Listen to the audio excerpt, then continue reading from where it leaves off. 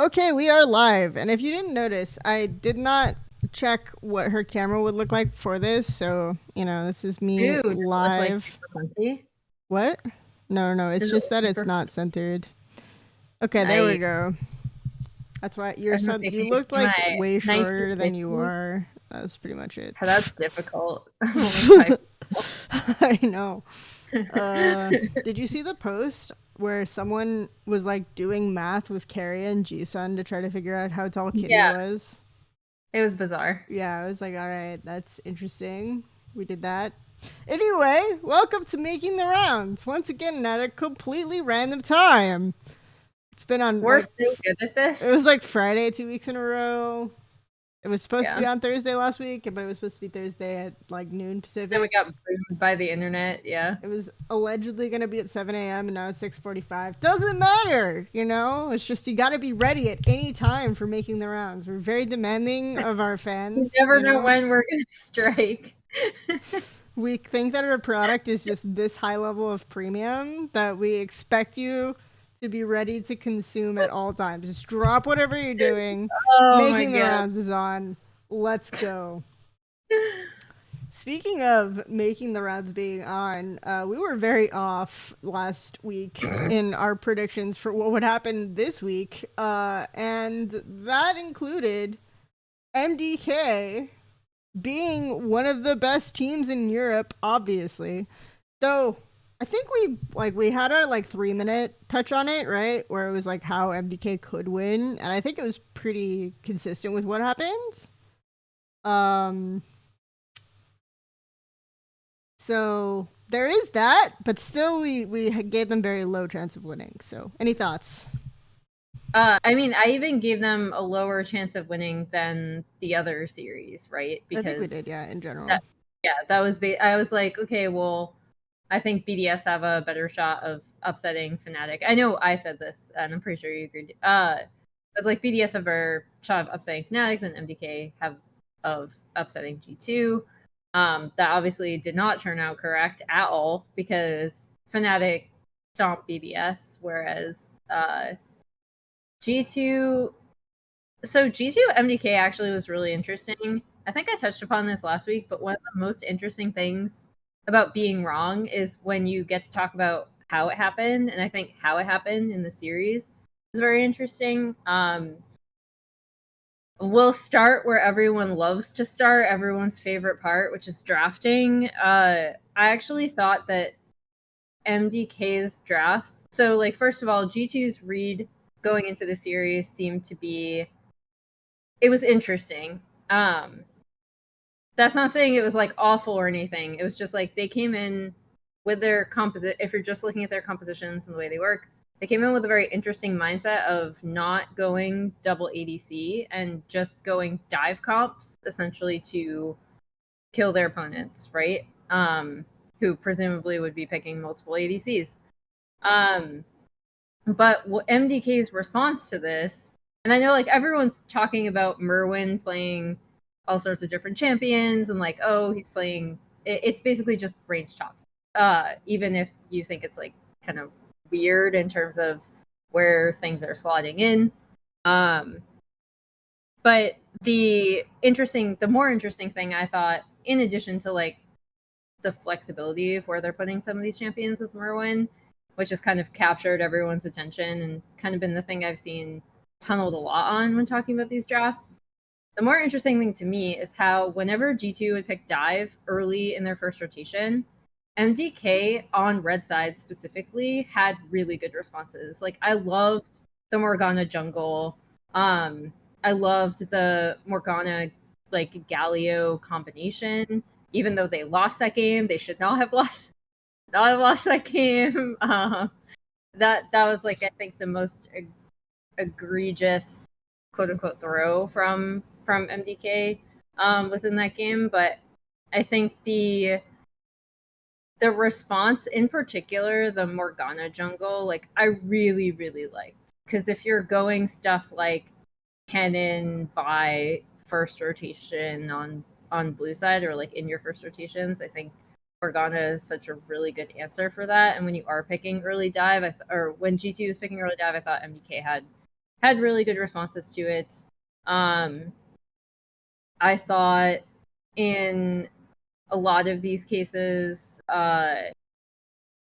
MDK found, and this was a little bit about what you and I talked about in terms of playing around Elioya, like the difference between playing for your lanes and getting your jungler involved early, even on something that full clears, as opposed to having them just power farm and scale and scale and scale into mid and late game team fights and having your lanes play for your jungler. I thought we saw that in full force, where it was kind of a return to form of what we liked from MDK in winter when they were being more successful. And that also made me really happy to see from them, because it, again, was just within the way that G2 approached the game. MDK responded really well in draft, and it allowed them to play, I would say, a more comfortable style than some of their struggles, especially in this summer. So yeah, that was the thing. Those were the things I really, really loved from MDK. I also thought G2 were, especially when you play a lot of these dive compositions, I'm thinking mainly of the Ori Nocturne combination, but like you have to execute that, like the timing on it well. And they also looked off in that. So I think it's weird. I still have faith in G2 to be able to like regroup and be fine. I don't know if that's cope, because obviously some of the things that a lot of the things we saw MDK take advantage of aren't necessarily things that G2 hasn't already struggled with, especially some of their early game woes, I think are something that we kind of already talked about from them. And that's why people were getting so infuriated with their BDS and Fnatic series in summer, was because they would make a lot of mistakes, or teams would find ways to take advantage of them early, but then they'd always come back and mid to late their team fighting. If anything, another shout out to MDK would be that their team fighting did look better this past weekend, which was also really nice to see. I mean, I think for me, this was consistent with sort of what I expected from MDK and from Winter, right? Which is we play for lanes, we play for our solos to get trades, instead of over-indexing on like one lane, right? When someone over-index on one lane, we play the other two lanes, and we get more, right? And we spread it out like this. We don't team fight that much.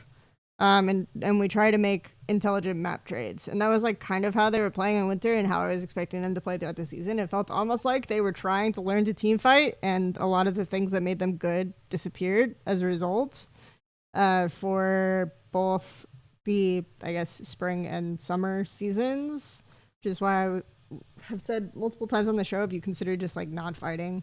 And the way that they win fights is often by playing like these drawn out fights where you kite from like one side of a sequence, one side of a piece of terrain to another, so you don't play like an engage comp or anything like this. So they went and they played these kite back comps, right? They played the anti-dive comps, as I think they were referring to them on the broadcast. Obviously the drafts where they're picking dive, like the Vizeri kind of drafts, were not working as well for them. I hate Morgana jungle and anything but Vi. I think the cooldowns are just way too long for like your engage. And I also just dislike the fact that the spell shield is single target, and easily bopped. So they actually had double AP lanes in both games against Morgana jungle, so it should be harder for Morgana jungle. But props to Elioya for making it work, because it was like, okay, we're just gonna get the gank off, or we're just going to play far forward and press R, right? We're just gonna flash forward, press R, and make it work. The thing that was like very frustrating from G2 is it was like almost TES levels of we need bot to make bot lane work, you know? Bot lane has to work or it's cooked, right? We have to dive bot lane over and over and over again or it's fucked. And it was just not like when, because I was saying, like also last time, it's like the stylistic matchup is actually not bad for MDK. It's just that because they have like they're what are they good at? They're good at winning lanes and playing for like these cheese ganks that you wouldn't expect, which were working against G2 in the Fnatic series, right? And they're good at playing like macro for 2 lanes and avoiding fights when like at least they were 2 splits ago. And the fact that those 2 things showed up was like really nice, and I think this was the perfect time, and it was primed for G2 to lose because they've been struggling a lot under those conditions. So the stylistic matchup was good, and it paid off, and they won. So I'm actually really happy about that. Do I think that they have a good stylistic matchup against Fnatic? No, not really. Comparatively, I don't think they have a good stylistic matchup against Fnatic compared to G2, so I will maybe remain a continued doubter, and I think the main difference comes from the fact that when you're playing for early game, Fnatic react way better, or they have way better plans around jungle and lanes than G2 seem to. And I think that's the main difference. I think if MDK make it to mid game, though, Fnatic's macro is so inconsistent that maybe you get big advantages from them and you get comeback plays the way that G2 did, but your team fighting isn't going to be as strong. So, Yeah. And I think Fnatic's team fight is generally stronger than G2's, or has been. So I think it's one of those where it's like they're slightly more stylistically disadvantaged against Fnatic than they are against G2. And this was like a situation where G2 were primed to lose, and you could see how they would lose. But MDK haven't been playing to their strengths that much until, I would say, this series, arguably. So I was very excited to see them play like these kiteback comps, though, because if you've watched LPL, you know that LPL teams can't play them. So, yeah! Woo! Good times. Sorry, I just had to. For context, I'm just coming off of watching NiP Weibo, and if you guys haven't watched that series yet, God bless. All right. Go ahead. I mean, NiP are in regional, so you know. We'll talk about that later.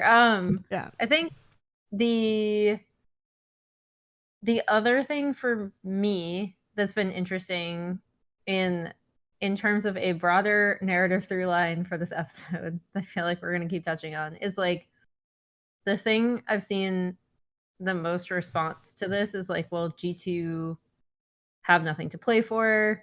They're just goofing off. Do you agree with that narrative, Kelsey? No. I don't either. I don't. I mean, I really don't, because I think it's. In case you couldn't tell how I like introduced the topic.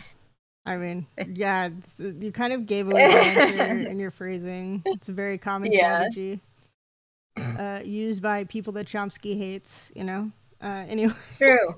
So you should hate me since you're Chomsky. Anyway. I'm not Chomsky. I just respect him, you know? I live by his philosophy.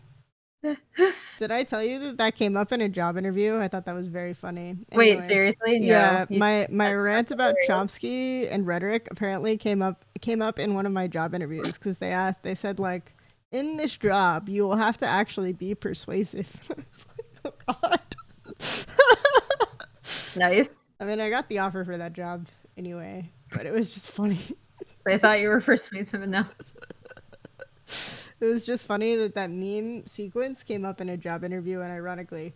So yes, the next element I would say is that, yeah, I don't think G2 were trolling. Like, it's very, like, I know that there have been sequences where G2 have admittedly tried to play under different conditions or try to play comps that don't make that much sense or anything like that, because they believe that the level of EU is like below them.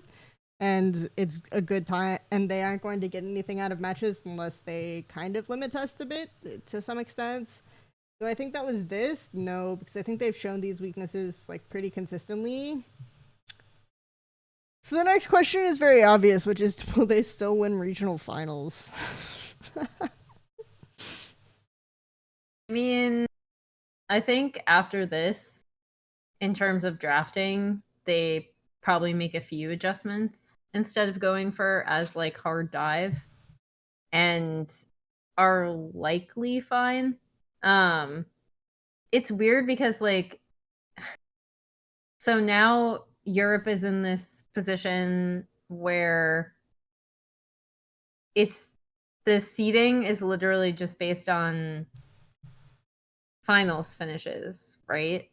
But since G2 already won summer, if they place top, if they win, it then goes to just like finishes, right? The championship points are out completely. That was just for seeding for season finals. Yes. The EU format still confuses me, and I did look. Actually, no, I did look this up. The top and two it didn't say minus, anything, so it's just like finishes. I think it's the top two minus the winner qualify for Worlds. So minus the summer winner. All right, cool. That makes sense. If this so yeah, finish, their previous seeding will be transferred to the best non-qualified team. So yeah. Yeah. I still think G2 are finishing top 2. Again, it's really difficult for me to see them not doing that. Like not making a few draft adjustments, but then B, if I look at the rest of the bracket, like G2 dropping down to this losers bracket side, they should have a pretty easy time of it, in my opinion. Perhaps I will eat my words, but I think based on the performance of these 4 teams thus far in the losers bracket, I think G2 basically make it to a rematch with MDK, and then we see what adjustments they've made versus this team specifically. Yes, that means I am predicting Fnatic to beat MDK. I think I am too, based on what I said. So yeah. So I mean, like, it's again, it's one of those things where I feel that the reaction is really negative because it's odd. I feel like you have a contingent of people who've been really waiting for G2 to like get punished because they're not taking things seriously. And this is not really that. Again, if you look at the drafts and the gameplay, and then also how they've been performing going into the season final, I think they're very like in-game analytical reasons that we already talked about as to why they lost. And so it's, I don't know. I just can't, based on the performance of these teams in the losers bracket, I can't see a world where G2 don't at least make it to like that losers bracket final. I think they still like read the map way better. And I think a few adjustments to their drafting and they'll probably be fine. I think the biggest upset possible would be if they lose to either Giant X, BDS, or SK. That would be the biggest upset possible for G2. For sure. I think it's possible that they could lose to either MDK or Fnatic in round 3. I'm not gonna rule that out. Yeah, I can also see that. I don't think it's impossible for them to lose there. I don't think it's impossible for them to lose to the loser of MDK Fnatic at all. I don't think it's impossible. I mean, like, I think it's very possible. I think NDK is just like a very interesting team to have in the league, and I'm glad that they're kind of playing to their strengths again because I really enjoyed watching them in winter, and I hope they Same. kind of keep up the same style and the same approach to the game with like the carry top and then the like kite back comps, the side trading, like all these things were all, in my opinion, elevated the league, which I understand is a minority opinion because people like to talk about how shit LEC is. But once again, I have watched both G2 Mad and all of the NiP side of the LPL bracket. And I really, really, really do not want to hear people say that MDK G2 was a worse series than literally any series NiP has played. So, okay, we're going to go to the next topic. We'll get into that later. But we'll continue talking about, leagues where people speak English as their primary language because I don't know, this is a primarily English language speaking podcast. FlyQuest. I know we've talked a lot about TL and how they'll probably still win. We've talked about C9 and how their mega macros sometimes still sus. We've talked about Shopify probably way more than we should talk about Shopify. They're out, guys. Sorry. Honestly, hardly talked about FlyQuest at all this split. So I guess my question is like, did you expect them to be third? Did you expect them to do better versus C9? Like these are the main questions. I picked C9 to win 2-1. I did not think, even in terms of, because I said this on broadcast, I thought that FlyQuest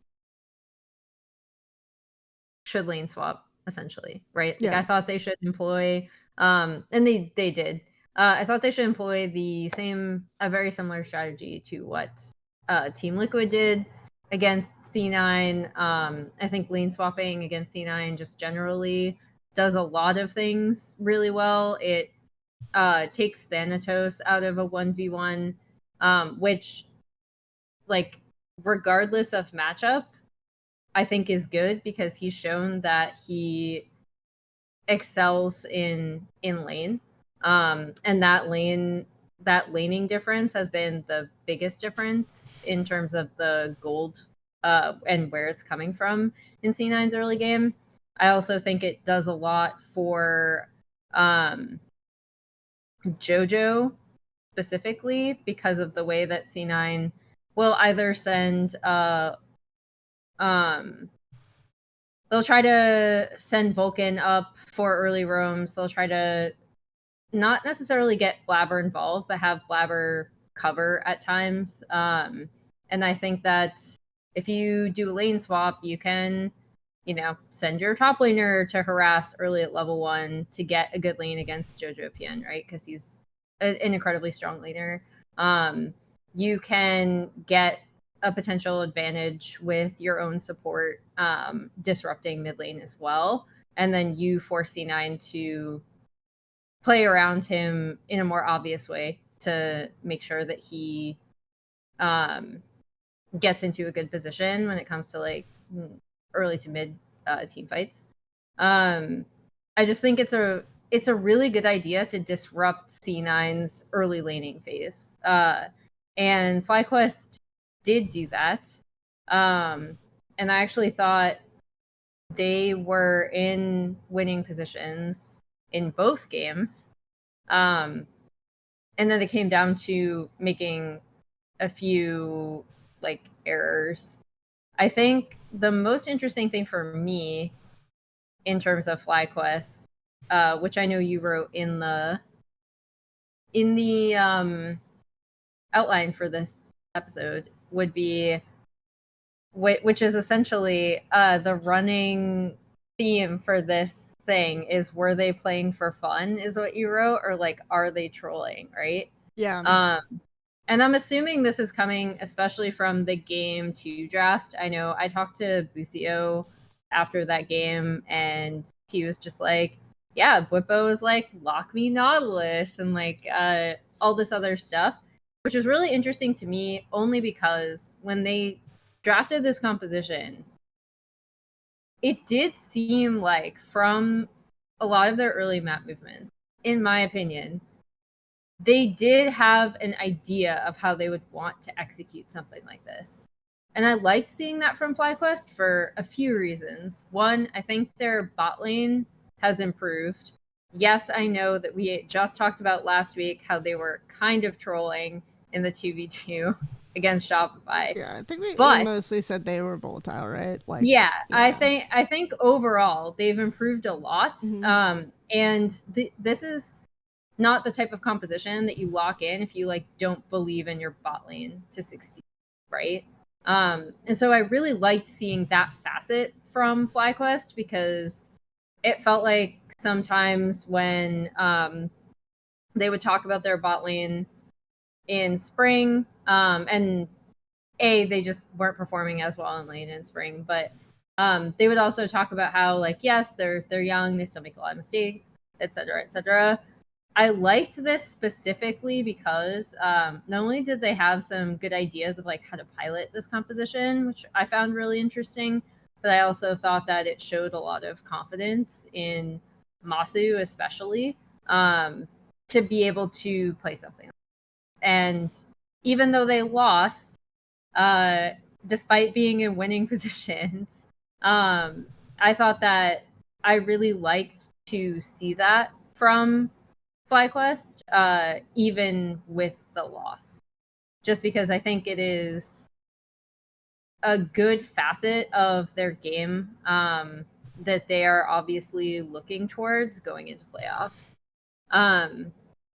The thing that surprised me more, I guess, has been the readiness with which, and I don't know if you've seen this, but the readiness with which the community is willing to jump on Inspired and Bwipo still. And I don't know if that just comes from like end of spring / MSI / beginning of summer chatter or what. I also don't know if you've seen that or if that's just something that stood out to me. Yeah. I mean, I think it's just if you talk shit, you make yourself a lightning rod in the community. That's it. Right? And not only were they publicly talking shit, but the other players on other teams, like Jan, made it seem like they were talking even more shit behind the scenes, right? So, from that perspective, it's which knowing those players at least as well as I do does not remotely surprise me. So I mean that's gonna be automatic, right? So I think that's just the the like that's gonna happen, right? It happened with APA before as well. Like APA had to literally perform as basically the best mid in the league because everyone will equate best mid in the league equals the mid that won the league. Basically, he had to perform at that level in order for people to say, "Oh, haha, it's good. He's funny." But until that point, pretty much everyone hated APA, right? It felt like a lot of the community did, and it feels like you will have. And FlyQuest will have if FlyQuest win LCS, then Bwipo and Inspired will be funny guys again. But until then, talk shit when you're playing like shit. You know, that will always happen. So yeah, it is what it is. But, you know, it's I think it's like good because if fans have a villain to root for, it's often more exciting than having a team you hope wins. As sad as that is, we're all part of the negative culture spiral. I think that's true of like so many things. Like people want a villain to focus on, because it's easy. But anyway, I want to know what you thought of in particular the Game 2 composition. Oh, so I didn't like either drafts from Fly, but I understood why they did them, if that makes sense. Like, I understood the thought process behind going Lucian Ash Talia, as everyone has been saying over and over again, if you lose lane to C9, it's over. So we're just gonna get really strong lanes and try to out macro them with strong lanes, so we keep control of the game until the very end. I think if I'm FlyQuest, that is not how I try to win the game. I think as FlyQuest, I probably try to win the game by lane swapping, to your points, because they're probably still the best lane swapping team in LCS. I was very not impressed by TL's lane swaps recently. So I still think FlyQuest, I mean, they're not terrible, but like compared to FlyQuest, I think FlyQuest are consistently getting leads in lane swaps. They consistently manage wave really well in lane swaps. So if I'm FlyQuest, I'd lane swap every game because I'm always getting a lead when I do it. And if you're doing that, I don't think you need to have as much emphasis or as much pressure in your lanes in your draft, right? The other element of it is obviously like with Ashe, etc. You're guaranteeing your lane swap, so that there is an element of that to it. Like they can try to force a fight top if they know you're gonna lane swap. Like at this point, we've evolved to the lane swap meta that's very interesting, where people just know it's gonna happen. And now, based on that, how we react and how it evolves from there is very interesting. So, like, having that in mind is also fun because that also might influence their desire to have really strong lanes, right? Because it's like if people are going to contest our lane swap, we want to be able to beat them level 1. It's also why Braum is an interesting pick for Fly as well, or for C9 as well, excuse me. So, like all of this, but obviously C9 played like kind of the almost like kite back style versus a lot of this engage, right? And I think that's my biggest issue with the game 2 draft is that it's very all in focused, and C9 we're like, okay, fine, we'll just play Corki Zeri Braum. And also again, very few teams consistently, like in the current meta, very few teams are winning with the kite back comps, but they objectively should be good, right? They objectively should be winning in these scenarios. So yeah, it's just like in if robots are playing it, the kite back comp wins in these drafts, right? So I definitely get the logic behind the drafts. I just don't like them. If that makes sense. Yeah, like I just, so for me, I don't necessarily even think they were trolling. I think maybe they were having a little fun in the last game because for sure it doesn't matter, right? So they were probably willing to play like more funny things or more fun things in the last game and try some things that they won't necessarily play in playoffs just to get stage reps on them. Because that's a good opportunity. Like you should take advantage of it. But obviously every team tries to win. Like even if you're playing fun things or things that you wouldn't normally play, you're still trying to win. You know, that's I think a big thing that sometimes people miss. You'll still play your strats. You'll still play the comp the way it should optimally be played, even if the comp's a little weird because you're in your head at least, because you're still trying to win. So that's like my biggest thing with it. Well, also at that point, because again, I didn't realize that there was a narrative about them trolling. At that point, I don't even there's think there's also a narrative, still, but yeah. yeah. Okay, that's good. Yeah. But at that point, they also could have still locked second. Mm-hmm. And the way our bracket works is that if you lock second, you are 1 win away from qualifying for, Okay. right? And I think every single team. So they could have still gotten that. second. I thought they had to win. Yeah. I thought they had to win at least a game too. I thought they had to 2-0 to lock second. It came down to whoever won this series locked second. Okay, so it wasn't. So they based could have on still won the series record. Okay. Yeah. So like they could have still gotten that second. I was not aware of that. I thought because they had a way bigger game differential that they had the 2-0. So.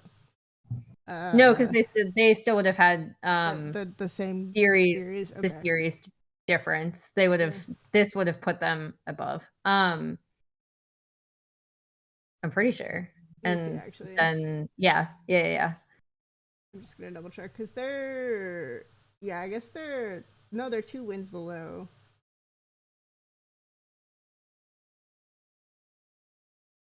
They're 11-7. Not what they told us going into. Oh no, it's 11-7 in games. The series, where's the series? Oh, series is 5. Oh no, they're one. Yeah, one but win because below. they would have been 6-1 Yeah. and C9 would have been 5-2, Yeah, right? yeah, So, okay. Yeah. I was looking at the wrong number. So yeah, game score wouldn't have mattered. I mean, game score also would have been different, but it wouldn't have mattered that FlyQuest they would lost have still 4 have single been games. potentially behind a game score. But yeah, it wouldn't have Yeah, they would have had series record, so it wouldn't have Mhm. mattered.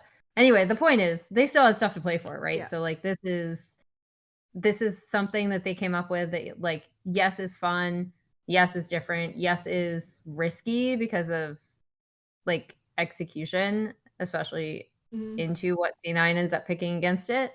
But yeah, they definitely weren't trolling because Yeah. not only did they obviously have an idea of like, again, they were in winning positions in this game. They knew how to pilot this composition, or like at least they knew how they wanted to pilot this composition. And you could see it, I think, in the way that they played, especially early.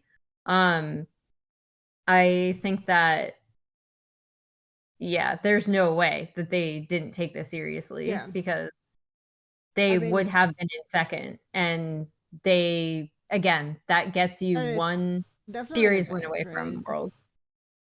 It's definitely an Yeah. advantage to be second because you get the bye as well. The other, well, not bye, but you know what I mean. Yeah. The format, the matchup format or whatever stuff. Yeah. I mean, it's a massive advantage because, again, you win, you make it to Worlds as one of the 3 teams. You lose, you drop down to like a very like at least a higher seeded. Yeah. I guess if that's first, you end up it's weird because if there's an upset, the seeding changes because the higher seed always gets seeded into round 3. So our bracket is slightly so it is a this year. bye. Yeah, it Yeah. is a bye, okay. They don't play this week at all. Yeah. Because I know they were cooking a bit with previous formats where there was no bye and they had them play each other. But yeah. Anyway, I think the bye situation is so weird because teams just like do so poorly with them that it makes it feel like it's not an advantage. But that's another topic entirely. I do think for me though, like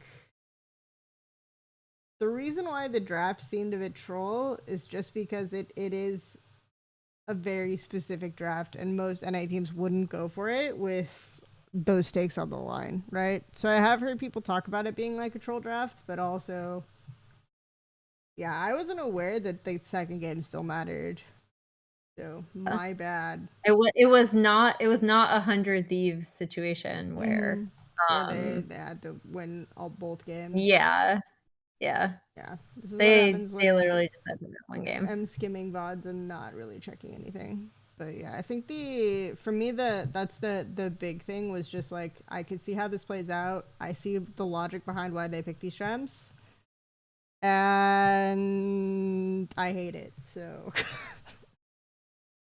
I liked it more than you. But I think to loop back around to the state of FlyQuest, right? I think the thing that made me the most happy in terms of locking a draft like this, again, is that you very much have to believe in your bot lane and specifically your AD who's kind of piloting the Neela to be able to perform. And I thought that was really nice to see from FlyQuest and kind of been a hallmark of their play this entire summer is that they obviously believe a lot more in especially Masu's like improved performance.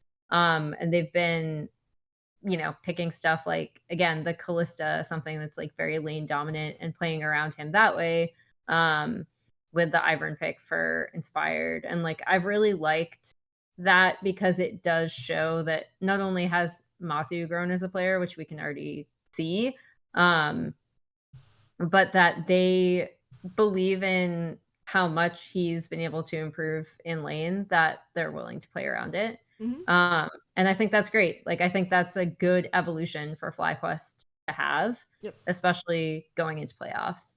And yeah, I think their lane swap. I also agree with you, where I think their lane swap is really good, and I think that anyone looking to knock off C9 should work on lane swapping, because even though they've gotten better at responding it, I just think it's such a good strategy for them because it stymies so much of what this team likes to do with early laning leads and how that covers for Blabber and relying on JoJo specifically to perform really well, and getting Thanatos out of a 1v1. I think all of those things are good game plans against C9 as a team. Yeah, I would consider banning Braum. I also, like, for things that I disliked about the draft, I didn't even hate the Neela that much. I just disliked the overemphasis on all-in, which I guess Neela is a part of, but Neela itself I didn't hate, right? I just disliked the overemphasis on all-in, especially in last game when them kind of like the topside fight above Baron was them really, really forcing all-in and them losing the game off of it. So yeah, I think that was like kind of my biggest issue with it.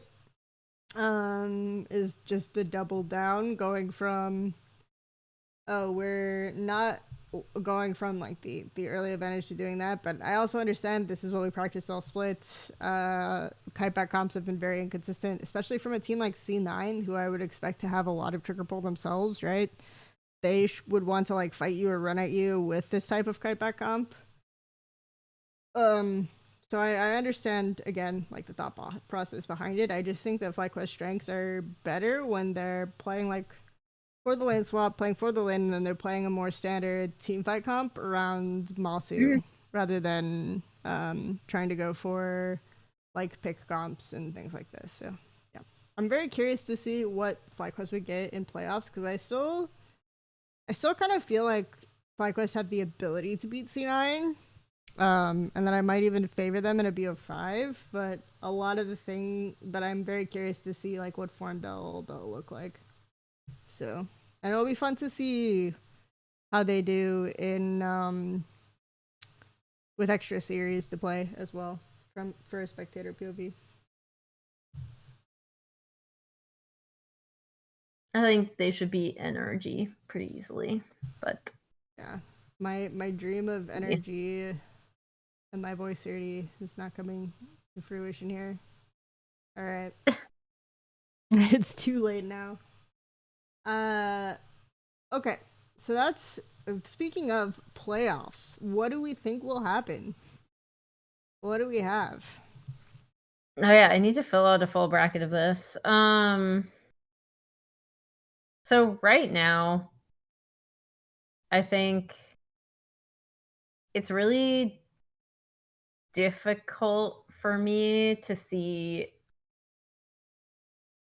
a team other than TL winning. I can see how both FlyQuest and C9 can beat TL. Like I can see a path for both of those teams, right? In terms of how it would happen.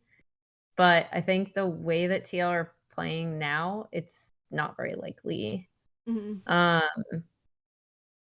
So whoever comes out of Dig 100 Thieves, which right now I'm actually favoring 100 Thieves. I'm pretty sure that's Coat, but we'll see. I also favor 100 Thieves right now, but I am the biggest known Dig doubter, so I don't know if that's comforting to you or not. So my actual like analytical reasons, it's weird because again, the names on paper, Dig should win, right? Like if they show up, if they play well. But if you look at 100 Thieves and what Tomo has brought to this team, it's so great for them to have like first of all, last split, Tomo and Isles, I think were just generally an underrated bot lane overall.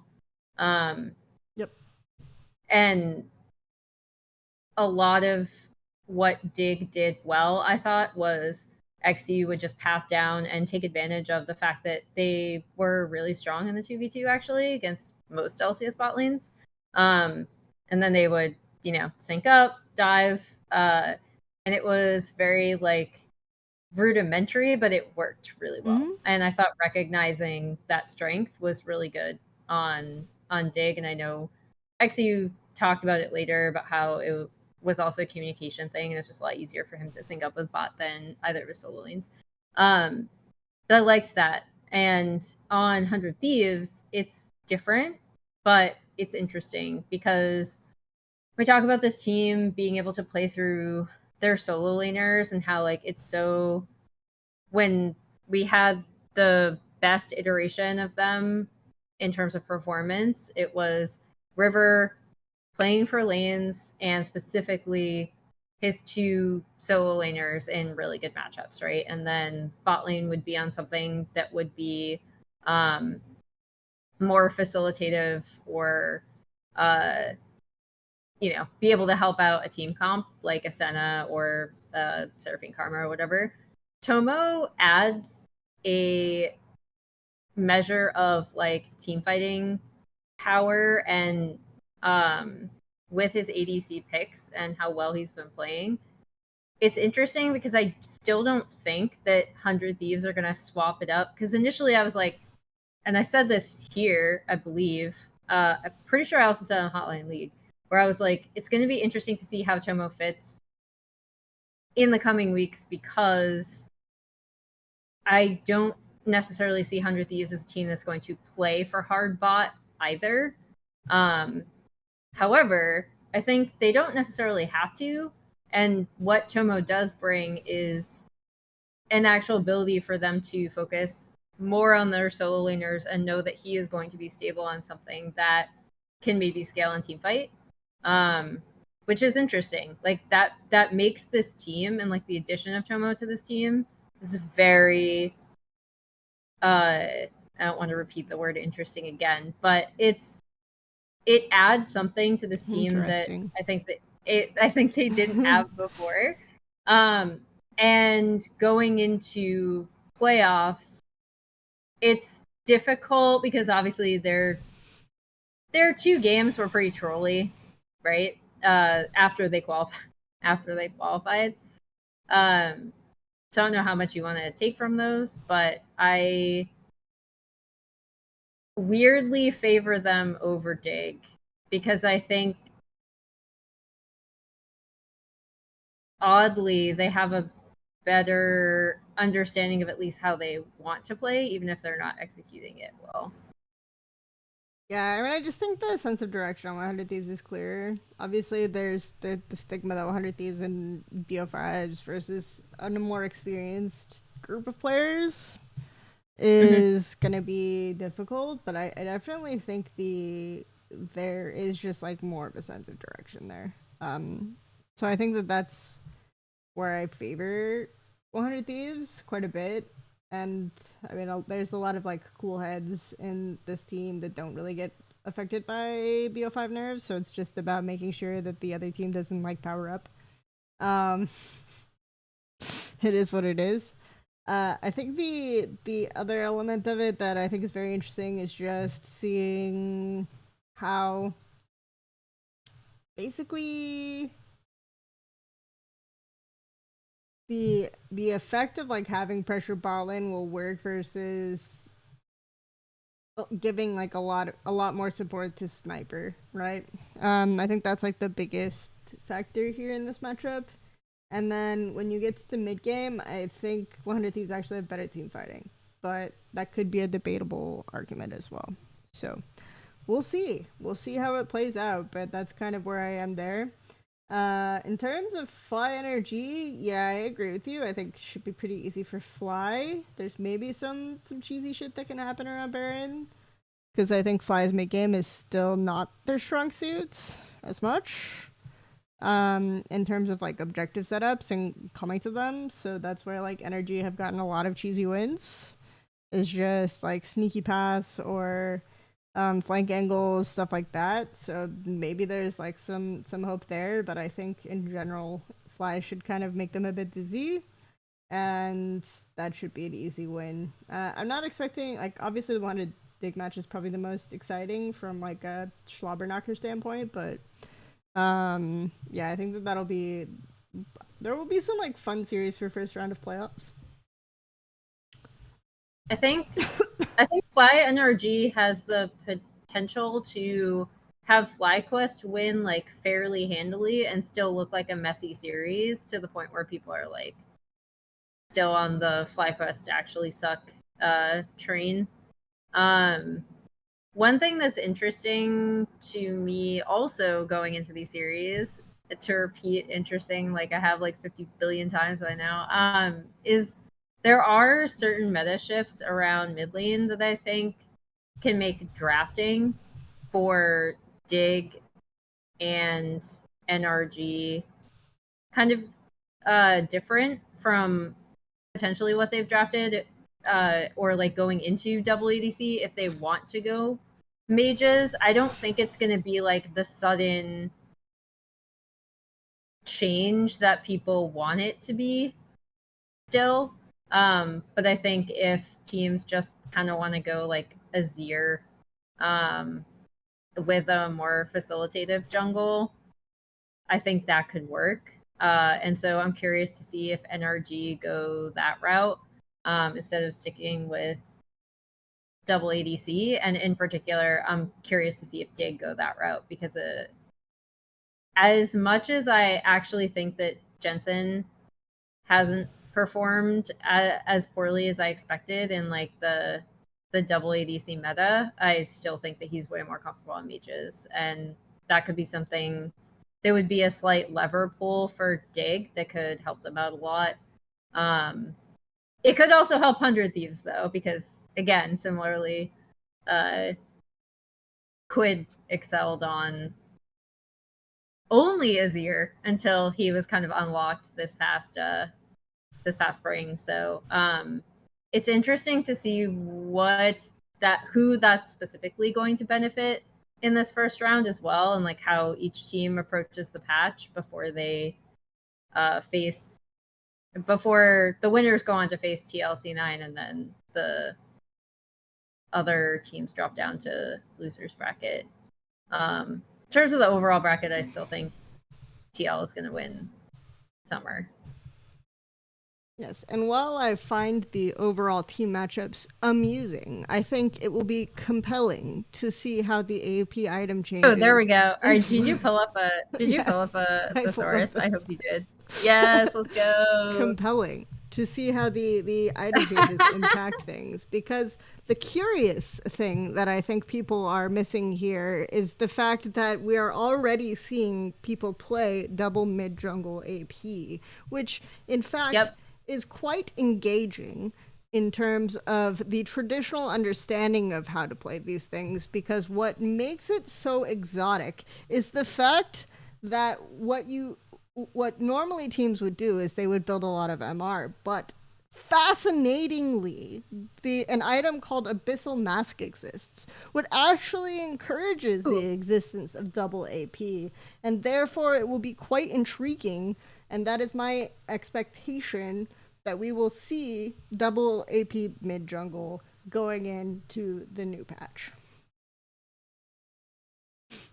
Thank you for being here for my Thesaurus rant. All right, okay. That's kind of our LCS playoffs preview there.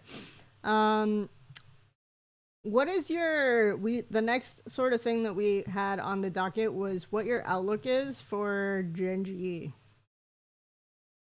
Oh, yeah, an LCK topic, and that feels like a consistent through line, I guess, from LCK, LEC, and LCS actually, has been the existence of one team above all else, and whether they are like taking their foot off the gas at all once they have locked in everything. We had the live KT slug reaction last episode, right? But I think it's interesting to talk about this with Gen G because Gen G have their have their position in place. The LCK playoff race is like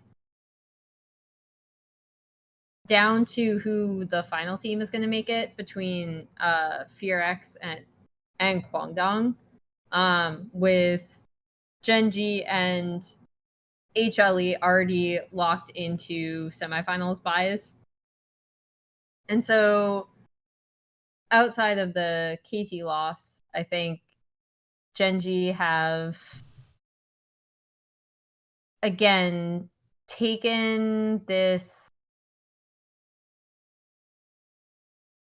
opportunity to like, I always hesitate to say this because I'm still scared of people attacking me for it. But they have taken this opportunity to, I think, limit test and play not necessarily different compositional style, because I feel like they've been experimenting a lot just generally across the board. But they have been playing a lot looser in terms of when they've been choosing to fight, outside of then buckling down in, for example, the third game against KT, where you saw them playing the more stereotypical, like, Genji, we're gonna slow things down super as much as possible, and then that didn't end up working out because BDD was playing mid Smolder. I think there's still something to be said of, like, I fully expect Genji to win LCK Summer as well. But I was, I guess, curious to hear what you think of. I don't know how much Genji you've watched, but like what you think of a team like a Genji or like a G2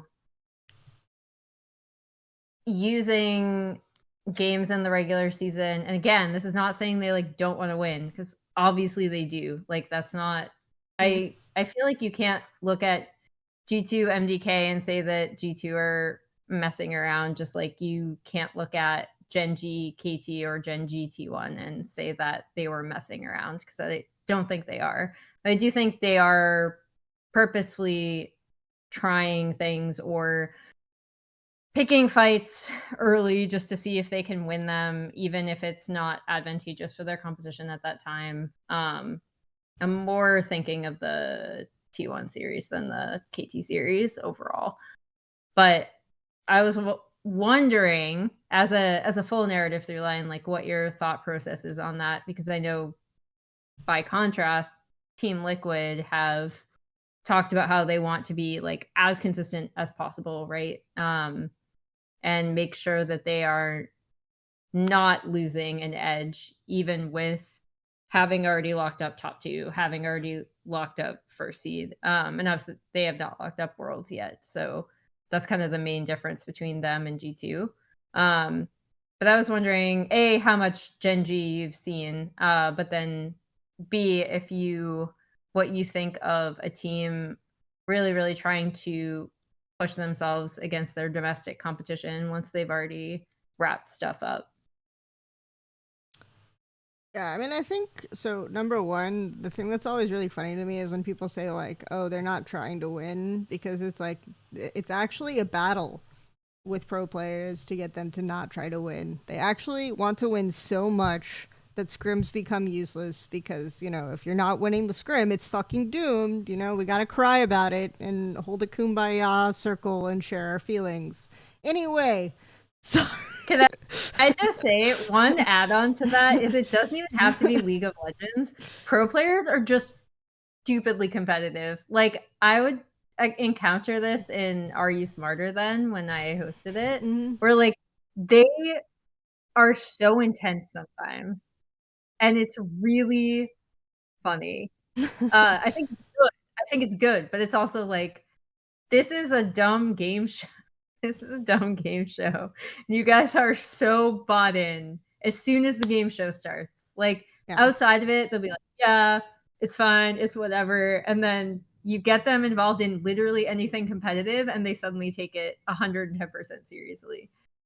So basically our parents were right, and pro players are actually just gaming addicts that need therapy, and not anyway.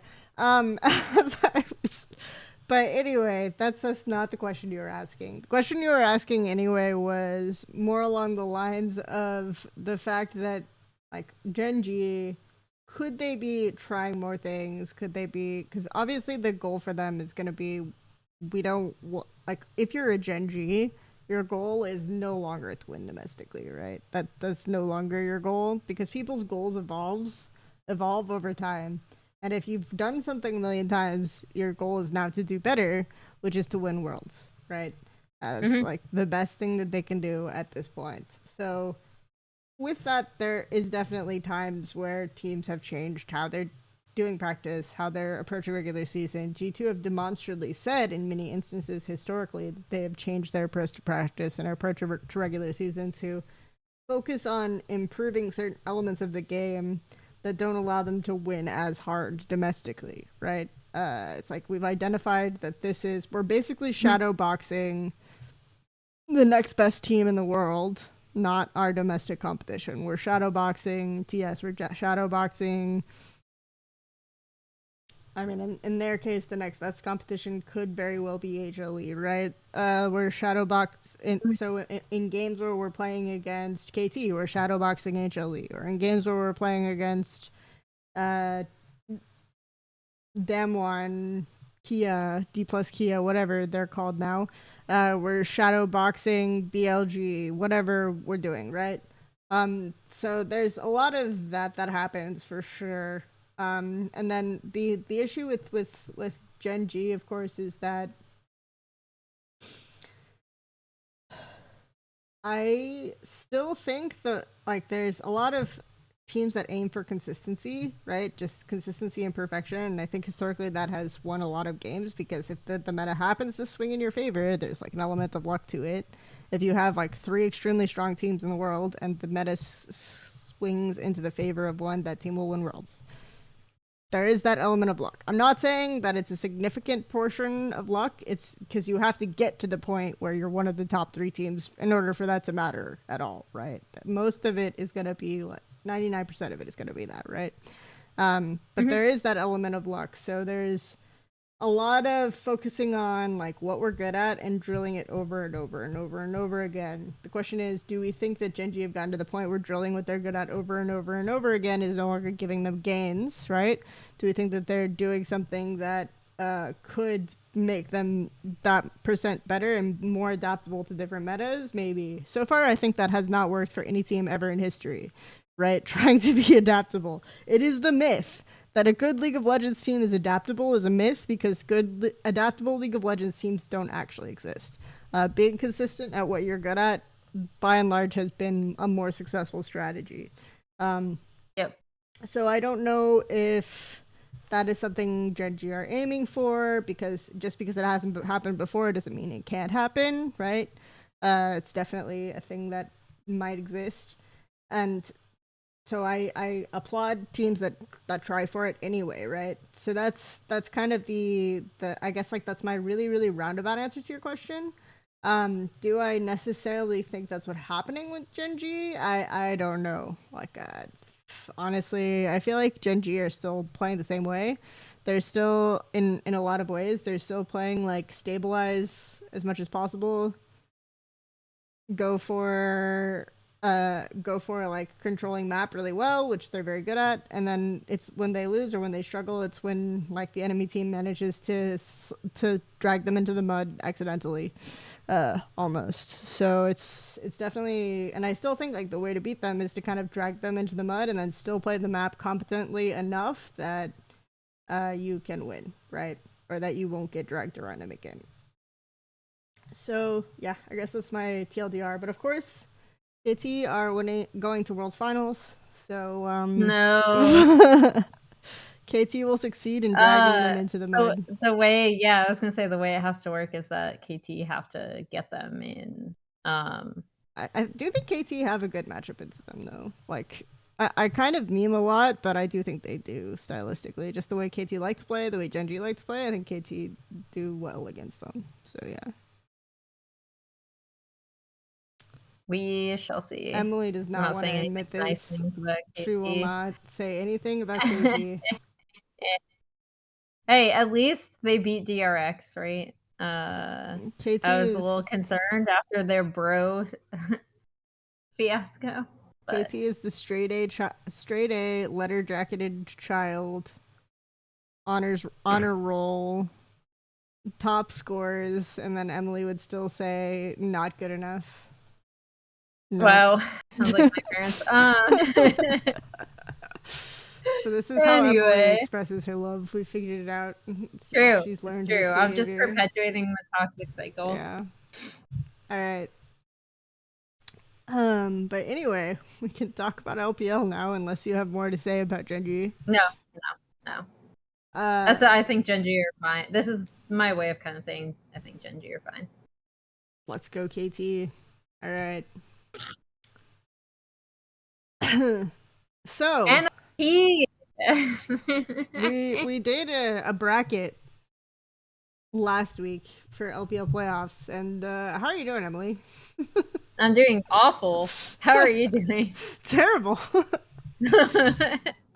Main culprit for me is definitely NiP. JDG, yeah.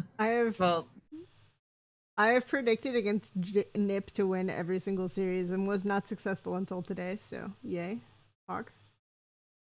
Though of course I predicted NiP to lose the very first round, so they were not in the series on my bracket today.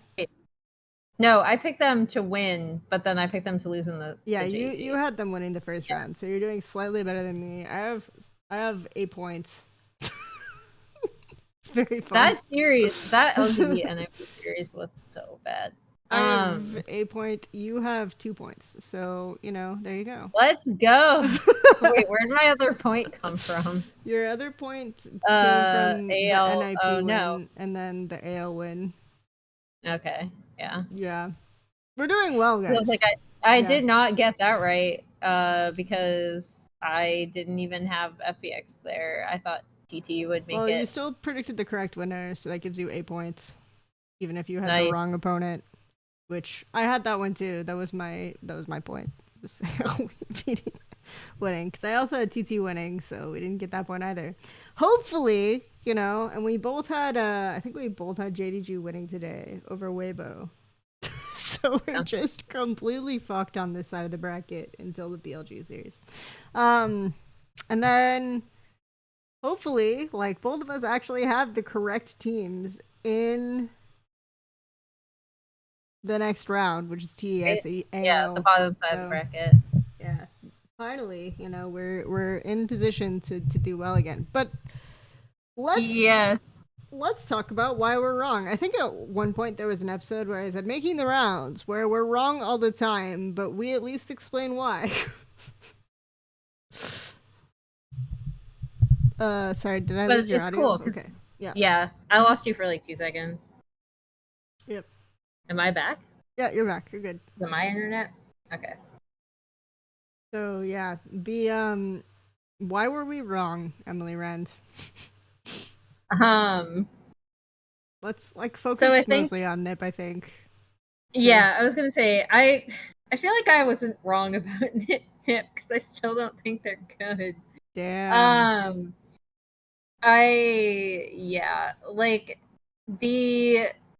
I'll focus on the JDG series just because I feel like that's the one that I got the most wrong. Going into this, I figured that JDG should be able to dispatch NiP pretty easily.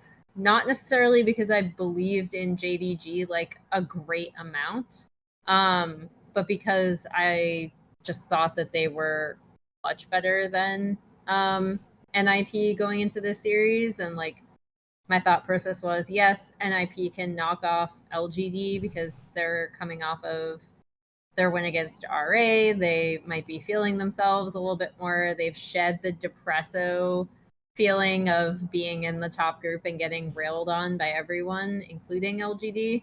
But with this series, I was like, I think JDG are going to play a lot better than them. I think they should be able to attack bot side a lot better. I thought Kanavi,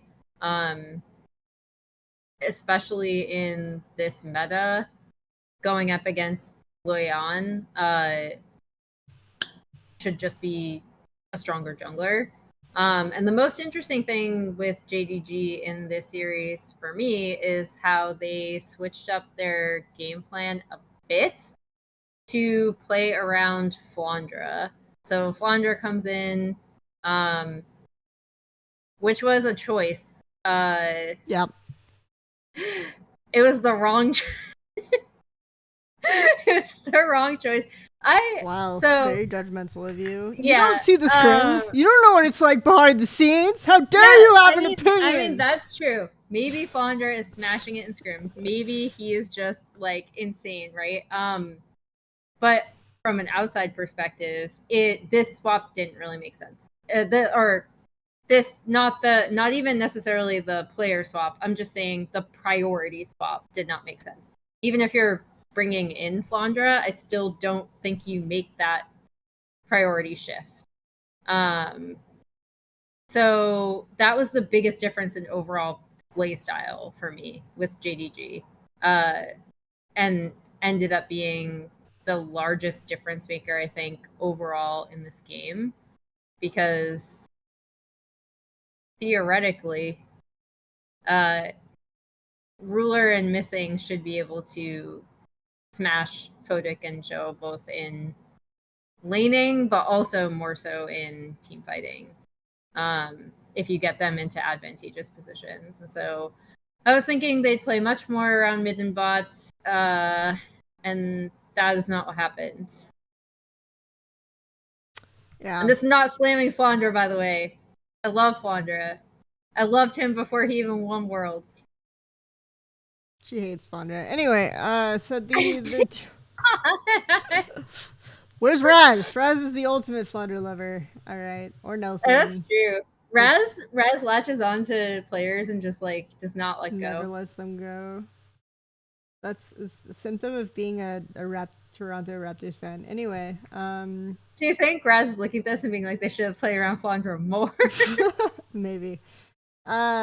So no, I'm just kidding. I kind of made this joke on stream is that I can kind of see why they did like the reason why they picked Flandre is this almost always happens in like playoffs when you're playing experience versus less experience off each other in scrims. So it's crunch time now. We're getting leads in scrims when Flandre plays because Flandre has enough experience to know when the jungle should come top in certain lane matchups, and we'll call it. Whereas if you watch Sheer play games, it's very clear that Sheer like basically never calls the jungler. So I think that's so you will consistently like smash lanes more when your top laner understands the lane matchups better and jungle timing is better. That will always happen. So you're always going to default because you're winning lanes more, and winning lanes means winning the game in scrims. So you're always going to default to having your more experienced top play. The other part of it that I think may have been a factor is Flandre is like one of his big advantages is that he's like weirdly good at picking up new champs. Like the Rek'Sai top thing came in and that was like his pick. His Aurora was very clearly better than Yagao's. Mechanically and in terms of execution.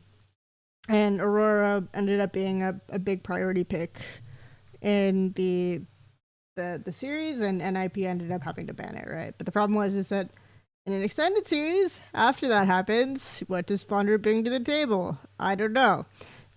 Do I think Flandre was like particularly why they lost that series? No. I'm gonna be really honest. I think if anything, Flandre brought them a lane that they could play around because I think Ruler and Missing have been underperforming more and more all year. Like it's getting worse with basically every hated the Zion, man. Yeah. I know that there were so many ADC bans in the last game, but I think Zaya is just in a really rough spot right now. I mean, she is, but also in case of emergency, break Zaya glass is break the Zaya glass. Is it like the Guma Caitlyn glass? It's the Ruler Zaya glass for sure. Yeah. And then Spring in the 5-game series against NiP, that's what won in the end for them, right? They broke the emergency Zyra recon glass and brought it out. He recently played Xayah in a game that I thought was really bad for Xayah, and I didn't even think this game was that bad for Xayah. I thought this game was actually like playable for Xayah, compared to a lot of drafts that exist with like the multiple long range poke champs. So it was like definitely an angle for them. I think Xayah's bad champ right now too, but it was like, this is your team. This is the state that they're in. Let's go. I also am one of the biggest Yagao defenders this season, because I actually think if you look at his overall performance all season, he is consistently one of their top 2 performers.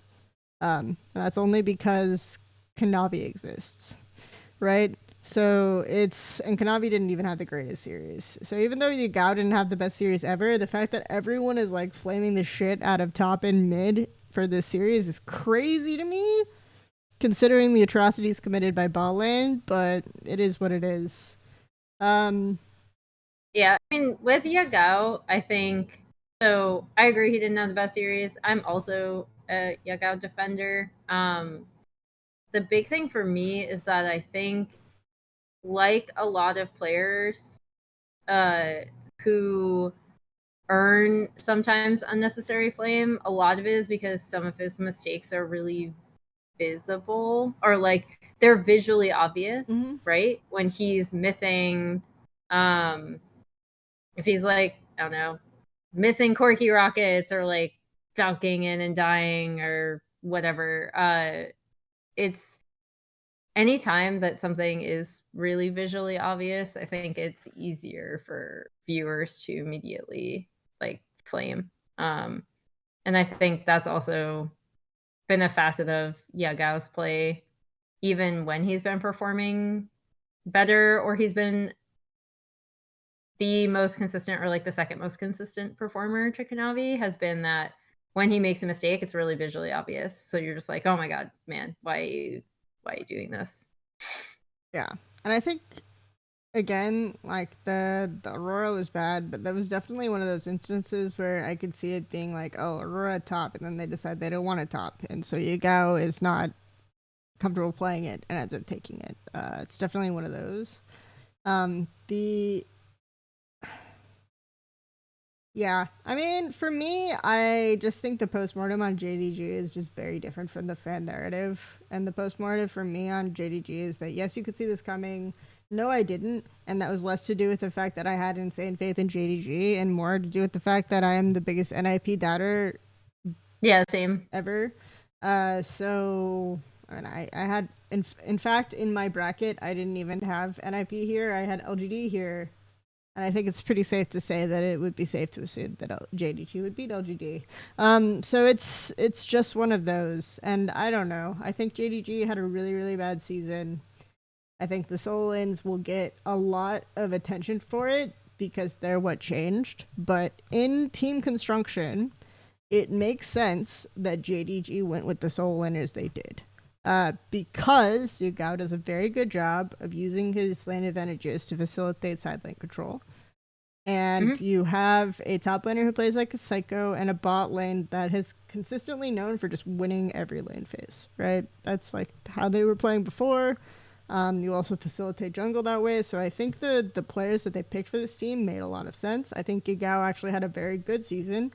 I tell a lot of people that overall, like spring and summer, Yagao probably had the best season of his career in terms of individual performance. This series, probably no. But they will get like undue flame because they were slotted into position, because Yagao was slotted into a position where he should have been kind of like a facilitator, someone who brought the map together. And instead he had to be the carry threat because the map didn't have a carry threat like it normally would. So, yeah, that's kind of my feeling on JDG, and I think it's a little bit unfortunate because this will probably be the fan reaction, and the social media narrative in China right now is not favorable for Yagao at all, and so I think that's very sad. So unlucky. That said, we were wrong and got fucked. So, are you ready to be wrong again, Emily Rand? What do we have for next round? So I am. Let me take a look at what did I have originally? Because I had JG going up against Weibo and winning, which obviously that did not Yeah. happen. Weibo literally just won. But I'm still gonna pick BLG over Weibo. And then my bottom side of the bracket I'm sticking with. So I think BLG Weibo I'll is say harder, but yeah. I think it's gonna be Actually, no. probably Honestly, it's not. 3-1. I still think it's BLG. Yeah, I do too. Because I was thinking, wait, how did the series go today? All right, every game ended in like 5 minutes. And then we just had to watch them slog towards the Nexus for the next 25 for no reason. Okay, sick. Yeah, BLG can do that. BLG will win in 5 minutes every game, so BLG win. And yeah, I'm sticking with because my bot side is now back intact because AL beat FPX. So I'm sticking with my entire bot side. And then okay, so Weibo dropped down to face what It would be why am I suddenly so it would confused be the as to what loser of that was? LNG versus the winner of ESAL, right? Or Okay, so LNG Weibo. yeah, I would have LNG Weibo Ooh, as well, yeah. or yeah, yeah. Yeah. I would say LNG Weibo, and then I would go LNG. Well, man. Hmm. I mean, Weibo is more interesting than JDG for Yeah. sure, in my opinion. So That matchup is way more interesting now, actually.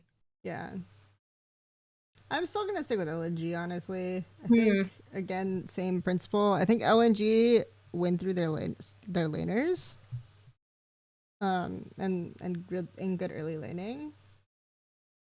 And so it's kind of same principle. Like BLG, LNG, I think are stylistically favored versus Weibo right now. And then the for the other side, it's like I still have TS winning the whole thing, so I'm just gonna Yeah, stick with same. that. I'm sticking with that. The TS glazing will continue until morale Yeah, improves. true. There we Until they go. get upset by AL.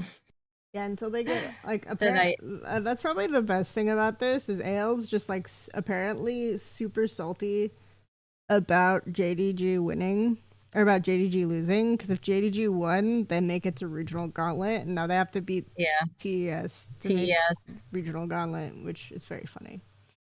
There's apparently I haven't watched it, but there's apparently a very spicy interview where Tabe is like very salty. He's really good at that. Yeah, it's funny. But yeah, we'll see. Maybe there's an Ale miracle run, and we're just depressed as TS Glazers. But and then we're like, no, it's okay. They still, and I'll say, no, it's okay. They still win worlds from the regional placement. So yeah, it's chill. TES versus KT. Worlds You have finals. to You choose. heard it here first. All right. Okay.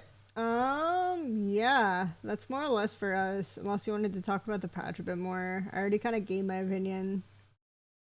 No, I mean, I think That the was in a patch very gives strange you way. yeah, I think the patch gives you more options, but I also think that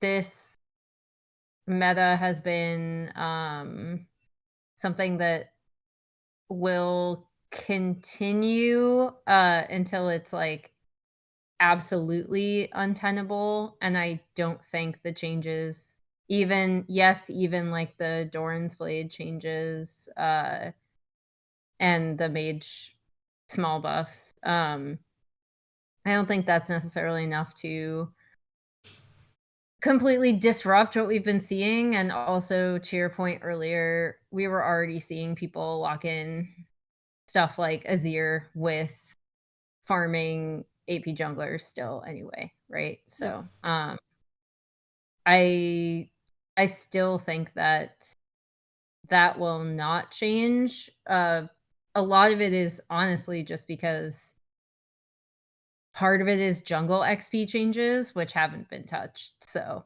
that's where like jungle XP plus Faded Ashes is one of the reasons why you're still seeing a lot of this anyway. And the jungle XP buffs are still there. So, until that gets changed or until something else in the game changes to try to mitigate that, I don't even know what that would be. I'm not a game designer. That is why we're still going to see like farm heavy jungle picks. And to reiterate, to your point, it was already happening. So I think we'll see Azir more for sure. But yay! Hopefully not that into also Ezreal. Yeah, that also wasn't something we weren't. That also wasn't something that it's not like we weren't seeing already as well. So Hopefully not into double poke. That was a fun one from NiP. look, if they just force it, it's fine. Look, NiP's playoffs run this split has traumatized me, and I'm personally holding it against them. I am like this because of NiP. So yeah, I think there is some. Anyway, thanks everyone for watching. As always, it's been a fun week. We will see you next week, and then for more exciting rounds being made, I think. Yeah. And then it'll be talking about how we're wrong again. Exactly. We'll just change the shows as why we're wrong. That's definitely a title. Like, why we're wrong. Honestly, I feel like we have titled at least one episode that. Yeah, I mean we've at least talked about it. So yeah, good times. All right, we need the Thesaurus for good times as well. Yeah. And with that, and interesting. We're gonna find some channel to raid of some kind.